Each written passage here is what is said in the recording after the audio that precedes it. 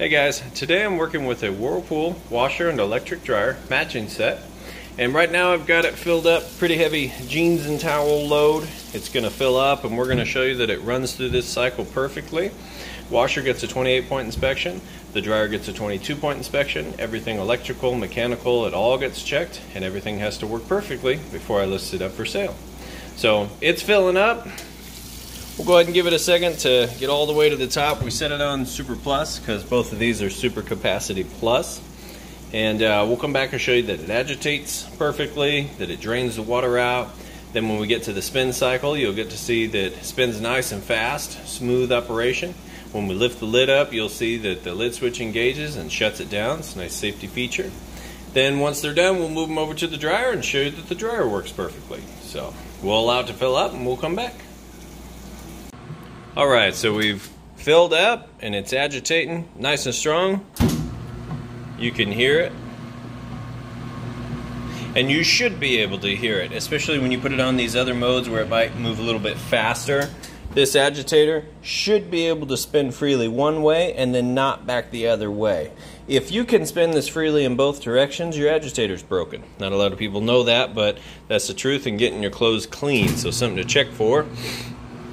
Otherwise, we're going to let that go ahead and move through the wash and rinse cycle, and we'll come back to listen to it drain and spin.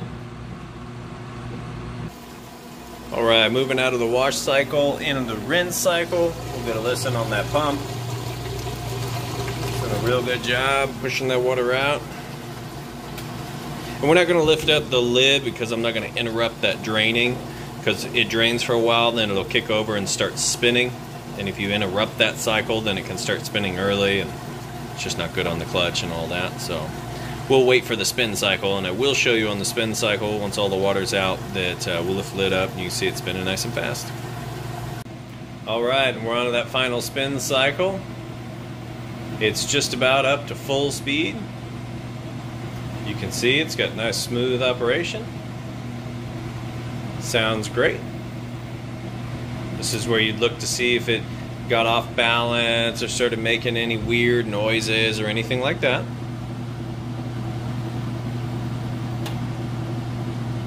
So we'll go ahead and lift up this lid. Now it is going to shut it down, but that way you can see it brings it to a stop and the lid switch works correctly.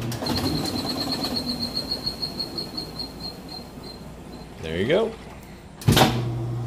We'll let those finish out and we'll move them over to the dryer. Alright guys, now we've got those clothes moved over here to the dryer. We're going to set this on time dry, high heat, hit go. Now the one thing I will mention on this dryer is the door switch has been bypassed. So if you try to open the door to shut it, it's going to keep running. So you would just simply kick it off right here. Or just allow it to complete its cycle before you open the door.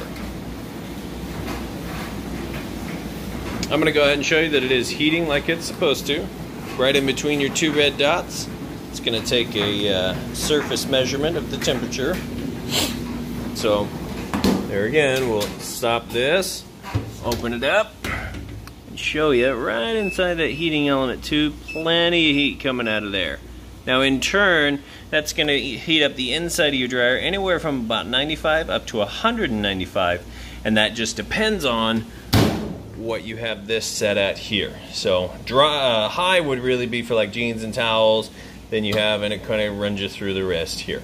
So we're going to allow that, turn that back on, go ahead and finish up.